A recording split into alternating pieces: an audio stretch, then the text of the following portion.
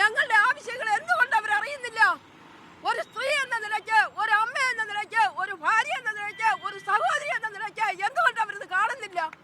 സംസ്ഥാനത്തെ ആശാ വർക്കർമാർ വിവിധ ആവശ്യങ്ങൾ ഉന്നയിച്ചുകൊണ്ട് സെക്രട്ടേറിയറ്റിന് മുന്നിൽ സമരം ആരംഭിച്ചിട്ട് ഇന്ന് 8 ദിവസം പിന്നിടുകയാണ്. രാപ്പകൽ സമരം 8ാം ദിനത്തിലേക്ക് കടന്നിരിക്കുന്നു എന്നുള്ളതാണ്. കഴിഞ്ഞ ദിവസങ്ങളിലെല്ലാം സർക്കാർ സമരക്കാരുമായി ചർച്ചകൾ നടത്തിയെങ്കിലും അത് വിജയത്തിലെത്തിയില്ല, ഒരു പരിസമാപ്തിയിലേക്ക് എത്തിയില്ല. സമരക്കാർ ഉന്നയിക്കുന്ന ആവശ്യങ്ങൾ ജനുവിനാണെന്ന് ആരോഗ്യമന്ത്രി തന്നെ സമ്മതിക്കുമ്പോഴും ആ പ്രശ്നങ്ങൾ അഡ്രസ് ചെയ്യാനോ പരിഹരിക്കാനോ സർക്കാരിന് ഇതേവരെ കഴിഞ്ഞിട്ടില്ല എന്നുള്ളതാണ്. ഇന്നലെ ധനമന്ത്രിയുടെ ഭാഗത്തു നിന്നുണ്ടായ ഒരു പ്രതികരണം ആശാ വർക്കർമാരെ, സമരക്കാരെ അപമാനിക്കുന്ന തരത്തിലായിട്ടാണ് എന്നുള്ള രീതിയിൽ വലിയ ഗുരുതരമായ ആരോപണം ധനമന്ത്രിക്കെതിരെയും സമരക്കാർ ഉയർത്തുകയുണ്ടായി. ഏതായാലും ഓണറേറിയം അടക്കം വർദ്ധിപ്പിക്കണം എന്ന ആവശ്യം ഉന്നയിച്ചുകൊണ്ടാണ് സമരം ആരംഭിച്ചിട്ടുള്ളത്. ഇന്നലെ സർക്കാർ നൽകിയ ഒരു വിശദീകരണത്തിൽ പ്രധാനമായും പറയുന്നത് 7000 രൂപയാണ് ഓണറേറിയം എന്ന വിശദീകരണം തെറ്റാണ്. 13,000 രൂപയാണ് ഈ ഓണറേറിയമായി നൽകുന്നത് എന്നുള്ളതാണ്. അത് തന്നെ രാജ്യത്തെ തന്നെ ഏറ്റവും ഉയർന്ന നിരക്കാണ് എന്നുള്ളതാണ്. ചേച്ചി, സർക്കാർ പറയുന്നത് നിങ്ങൾ പറയുന്നത് പോലെ 7000 രൂപയല്ല ഓണറേറിയം തുകയായി നൽകുന്നത് എന്നാണ്, 13,000 രൂപയാണ്. ആ രീതിയിൽ 13,000 രൂപ നിങ്ങൾക്ക് ലഭിക്കുന്നുണ്ടോ? 13,000 രൂപ ഞങ്ങൾക്ക് പ്രതിമാസം കിട്ടുവാണെങ്കിൽ ഞങ്ങൾ ഈ സമരപ്പന്തലിൽ ഈ ചൂടത്തും വെയിലത്തും വന്നിരിക്കൂ? ഇല്ല. ഞങ്ങൾക്ക് സർക്കാരിൻ്റെ ഈ വക കള്ളത്തരങ്ങളെ പൊളിച്ച് കാണിക്കാൻ വേണ്ടിയിട്ട് നിങ്ങൾ തയ്യാറാണോ? ഞങ്ങൾക്കൊപ്പം അരമണിക്കൂർ ചെലവഴിക്കാൻ. ഞങ്ങൾക്ക് കൃത്യമായിട്ട് ഓരോ മാനദണ്ഡം തന്നിട്ടുണ്ട്. ഒരു കുട്ടിക്ക് വിരഗുളിക കൊടുക്കാൻ എല്ലാ ദിവസവും പറ്റുമോ? ഒരു പുരുഷനെ വന്ധീകരണം ചെയ്യാൻ എല്ലാ മാസവും പറ്റുമോ? ഒരു സ്ത്രീയെ PPS ചെയ്യാൻ എല്ലാ മാസവും പറ്റുമോ?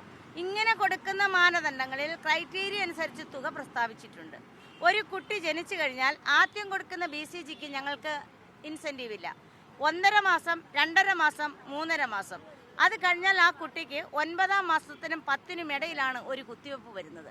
പിന്നെ ആ കുട്ടി വളർന്നു കഴിഞ്ഞാൽ 1.5 വയസ്സിനും 2 വയസ്സിനും ഇടയിലാണ് ആ കുട്ടിക്ക് ഒരു കുത്തിവെപ്പ് വരുന്നത്. പിന്നെ ആ കുട്ടിക്ക് 5 വയസ്സ് പൂർത്തിയാകുമ്പോഴാണ്, ഒരു 5 വയസ്സിനും 6 വയസ്സിനും ഇടയിലാണ് ഒരു കുട്ടിക്ക് കുത്തിവെപ്പ് വരുന്നത്. ഇതിനിടയിൽ 7 വൈറ്റമിൻ എയും കൂടിയുണ്ട്. അതിന് 18 വർഷം മുൻപ്, 18 വർഷമായി ആ 20 രൂപ ഞങ്ങൾക്ക് ഓരോ കുത്തിവെപ്പിനും തരാൻ തുടങ്ങിയിട്ട്. അത് എല്ലാ വർഷവും ഓരോ കുട്ടികൾ കാണൂ? എല്ലാ പ്രാവശ്യവും കാണത്തില്ല. ഇന്ന് ഒരു ഗർഭിണി, ഇന്ന് എനിക്ക് 4 ഗർഭിണിയുണ്ട്. ആ 4 ഗർഭിണിയിൽ 3 പേരും പ്രൈവറ്റ് ഹോസ്പിറ്റലാണ് പ്രസവിക്കുന്നത്. അപ്പോൾ ഞങ്ങൾക്കതിന് ഈ സർക്കാർ പറയുന്ന 2ാമത്തെ ആനുകൂല്യമില്ല. സർക്കാർ ആശുപത്രികളിൽ മാത്രമാണ് പ്രസവം നടക്കുന്നതിനാണ് ഞങ്ങൾക്ക് തരുന്ന 300 രൂപ. അത് ഗ്രാമമെന്നുണ്ട്, പട്ടണമെന്നുണ്ട്. അപ്പം ഞങ്ങൾക്ക് എങ്ങനെയാണ് ഓരോ ആശമാർക്കും 13,000 രൂപ കിട്ടുന്നത്? ആ കണക്ക് വ്യക്തമായിട്ട് മന്ത്രി ഒന്ന് പറഞ്ഞു തരണം ഞങ്ങൾക്ക്. തീർച്ചയായും അത് തന്നെയാണ്. വിവിധ മാനദണ്ഡങ്ങൾ അനുസരിച്ചാണ് ഓണറേറിയം തുക ലഭ്യമാക്കുന്നത്. ഇത് തന്നെ വിവിധ ഘട്ടങ്ങളിലായി ലഭിക്കുന്നതാണ്. ആ കണക്ക് പ്രകാരമാണെങ്കിൽ 13,000 രൂപ നൽകുന്നു എന്ന സർക്കാരിന്റെ വാദം തെറ്റാണ് എന്നാണ് സമരക്കാർ ചൂണ്ടിക്കാണിക്കുന്നത്. മറ്റൊരു വാദം ഉണ്ടായിരുന്ന സമരത്തെ കെട്ടിച്ചമച്ചതാണ്, ഉന്തിത്തള്ളി കൊണ്ടുവന്നിട്ടുള്ള സമരമാണ് എന്നുള്ളതാണ്. ഒരിക്കലുമില്ല. ഞങ്ങളുടെ സ്വമനസാലെ വന്നതാണ്, ആരും ഞങ്ങളുടെ ഉന്തിത്തള്ളി കൊണ്ടുവന്നതല്ല. ഞങ്ങൾ സ്വമേധയാ വന്നതാണ്. ഞങ്ങൾക്ക് 3 മാസമായി ഓണറേറിയം കിട്ടി. ഞങ്ങൾക്ക് ജീവിക്കാൻ നിവർത്തിയില്ല. അങ്ങനെ ഞങ്ങൾ സ്വമനസാലയാണ് ഞങ്ങൾ ഈ സമരത്തിൽ മുന്നോട്ട് വന്നത്. ജീവിക്കുമോ? ഇവർ വരട്ടെ ഞങ്ങളെ കൂടെ. ഒരു 10 മിനിറ്റ് ഈ പൊരിയുന്ന വേലത്തിരിക്കാൻ അവരിറങ്ങി വരട്ടെ ഞങ്ങളെ കൂടെ. ഞങ്ങളുടെ ബഹുമാനപ്പെട്ട പോറ്റമ്മയോട് ഞങ്ങൾ വിളിക്കുന്നു. പോറ്റമ്മയല്ലേ ഞങ്ങളുടെ ഹെൽത്ത് വകുപ്പ് മന്ത്രി? ഞങ്ങളുടെ ഒപ്പമല്ലേ അവരായിരിക്കേണ്ടത്? ഞങ്ങളുടെ ആവശ്യങ്ങൾ എന്തുകൊണ്ട് അവർ അറിയുന്നില്ല?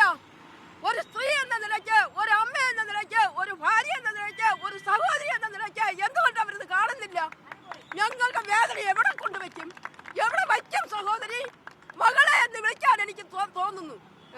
തീർച്ചയായും സമരക്കാരുടെ ചോദ്യം അതാണ്. ആരോഗ്യമന്ത്രി, തങ്ങളുടെ നേതൃത്വം വഹിക്കേണ്ട ആരോഗ്യമന്ത്രി തങ്ങളുടെ പ്രശ്നങ്ങൾ എന്തുകൊണ്ട് കാണുന്നില്ല? അത് പരിഹരിക്കാൻ ഏതു തരത്തിലുള്ള ഇടപെടൽ ആരോഗ്യവകുപ്പിന്റെ ഭാഗത്തുനിന്ന് ഉണ്ടാകുന്നില്ല എന്ന ചോദ്യം സമരക്കാർ ഉയർത്തുന്നുണ്ട്. ഈ ഘട്ടത്തിൽ നമുക്കൊപ്പം കേരള ആശാ വർക്കേഴ്സ് അസോസിയേഷന്റെ ജനറൽ സെക്രട്ടറി ബിന്ദു കൂടി ചേരുന്നുണ്ട്. സമരത്തോട് ഏതെങ്കിലും തരത്തിലുള്ള ഒരു പോസിറ്റീവായിട്ടുള്ള നിലപാട് സർക്കാരിന്റെ ഭാഗത്തുനിന്ന് ഇതേവരെ ഉണ്ടായിട്ടില്ലാത്തൊരു നിരാശാജനകമായ കാര്യമല്ലേ? തീർച്ചയായിട്ടും നിരാശാകരമായ കാര്യമാണ്. ഇത് 8ാമത്തെ ദിവസമാണ് ഈ വെയിലത്ത് ഇത്രയും അധികം ആളുകൾ, അതൊരു തൊഴിൽ മേഖലയിൽ പണിയെടുക്കുന്ന ആളുകളാണ്. അവർ വന്നിരുന്നിട്ട് ബന്ധപ്പെട്ട വകുപ്പ് സീരിയസ് ആയിട്ടോ ഈ വിഷയം ഒന്ന് അപ്രോച്ച് ചെയ്യുന്നതായിട്ട് നമുക്ക് കാണുന്നതേയില്ല. വളരെ നിരാശാജനകമാണ്. പക്ഷേ മറുവശത്ത് ഈ സമരത്തിനുള്ള പിന്തുണ അത് ആശാവർക്കർമാരുടെ മാത്രമല്ല, ഈ പൊതുസമൂഹത്തിൻ്റെ പിന്തുണ ഓരോ ദിവസം കഴിയുന്തോറും കൂടിക്കൊണ്ടിരിക്കുകയാണ്. അതിൽ വളരെ സന്തോഷമുണ്ട് ഞങ്ങൾക്ക്. കാരണം നമ്മൾ ഉയർത്തുന്ന ഡിമാൻഡുകളും ഈ സമരവും തികച്ചും ന്യായമാണെന്നുള്ളത് കൊണ്ടാണ് കേരളത്തിൻ്റെ ഒരു സജീവമായ ചർച്ചയ്ക്ക് വന്ന ഒരു വിഷയമായി ഇന്ന് ആശാവർക്കർമാരുടെ സമരം മാറിയിട്ടുണ്ട്. 8ാം ദിവസം ആയി സമരം. ഇനി എങ്ങനെയാണ് സമരത്തിന്റെ മറ്റ് ആസൂത്രണ പരിപാടികൾ? ഞങ്ങൾ 20-ാം തീയതി വരെ രാപ്പകൽ സമരം തുടരുകയാണ്. 20-ാം തീയതി കേരളത്തിലെ മുഴുവൻ ആശാവർക്കർമാരോടും ഈ സെക്രട്ടേറിയറ്റിന് മുന്നിൽ എത്താൻ ഞങ്ങൾ ആവശ്യപ്പെട്ടിട്ടുണ്ട്. ആശാവർക്കർമാരുടെ മഹാസംഗമം നടക്കുകയാണ്. ഇതേതെങ്കിലും രാഷ്ട്രീയത്തിൻ്റെയോ യൂണിയൻ്റെയോ ഒന്നുമല്ല. ഇത് കേരളത്തിലെ മുഴുവൻ ആശാവർക്കർമാരുടെ ആവശ്യമാണ്. ഓണറേറിയം വർദ്ധിപ്പിക്കുക, അതിൻ്റെ മാനദണ്ഡങ്ങൾ എടുത്തു കളയുക, വിരമിക്കൽ ആനുകൂല്യം നൽകുക, എല്ലാ ആശമാരുടെ ആവശ്യമല്ലേ. അപ്പോൾ അതുകൊണ്ട് കക്ഷി രാഷ്ട്രീയമോ മറ്റെന്തെല്ലാം അത് മാറ്റിവെച്ചുകൊണ്ട് എല്ലാ ആശമാരും 20-ാം തീയതി സെക്രട്ടേറിയറ്റിന് മുന്നിൽ എത്തിച്ചേരണം എന്നാണ് ഞങ്ങൾക്ക് അഭ്യർത്ഥിക്കാനുള്ളത്. തീർച്ചയായും അത് തന്നെയാണ്. സെക്രട്ടേറിയറ്റിന് മുന്നിലെ സമരം ഏതെങ്കിലും കക്ഷി രാഷ്ട്രീയങ്ങളുടെ പിന്തുണയോടെയോ താല്പര്യങ്ങളോടെയോ നടത്തുന്ന സമരമല്ല. ആശാവർക്കർമാരുടെ അടിസ്ഥാനപരമായ ചില ആവശ്യങ്ങൾ ഉന്നയിച്ചുകൊണ്ടുള്ളതാണ്. അതിൽ ഏറ്റവും പ്രധാനപ്പെട്ടത് ഓണറേറിയം തുക വർദ്ധിപ്പിക്കുക, അതിൻ്റെ മാനദണ്ഡങ്ങൾ എടുത്തു മാറ്റുക, കുടിശ്ശിക പൂർണ്ണമായും നൽകുക എന്നതടക്കമുള്ളതാണ്. ഈ ആവശ്യങ്ങൾ ഉന്നയിച്ചുകൊണ്ട് സമരം ശക്തമാക്കും എന്ന് തന്നെയാണ് ആശാവർക്കർമാർ പറയുന്നത്. 21-ാം തീയതി ഒരു മഹാസംഗമം അവർ പ്രഖ്യാപിച്ചിട്ടുണ്ട്. ഏതായാലും സമരം തുടരുക തന്നെ ചെയ്യും. രാജീവ് രാജേന്ദ്രനൊപ്പം സെക്രട്ടേറിയറ്റ് പടിക്കൽ നിന്നും മുഹമ്മദ് ആഷിഖ്, മീഡിയ 1, തിരുവനന്തപുരം.